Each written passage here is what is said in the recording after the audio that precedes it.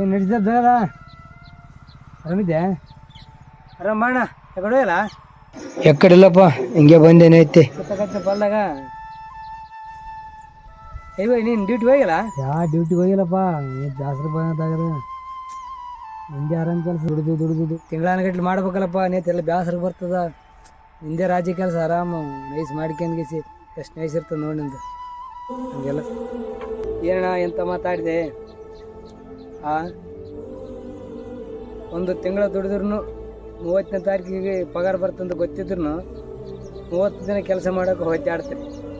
ಆದರೆ ಒಬ್ಬ ರೈತ ಅವ್ರ ಹತ್ರ ಇವ್ರ ಹತ್ರ ಸಾಲ ಸಮದ ಮಾಡಿ ಹಂಗೋ ಹಿಂಗೋ ಮಾಡಿ ಬೆಳೆ ಕೈಗೆ ತಗೊಂಡ್ರು 6 ತಿಂಗಳಾದಮೇಲೆ ಬೆಳೆ ಕೈಗೆ ಬರ್ತದಿಲ್ಲ ಗೊತ್ತಿಲ್ಲ. ಅಂಥದ್ರಲ್ಲಿ ಆ ರೈತಿಗಿರೋ ನಂಬಿಕೆ ನಿಮ್ಗೆ ಸ್ವಲ್ಪನಾದರೂ ನಂಬಿಕೆ ಇಲ್ಲ. ಇನ್ನೊಂದು ಮಾತು ಹೇಳಿದೆ, ಎಲ್ಲ ರೈತನೇ ರಾಜ ಅಂತಾರೆ.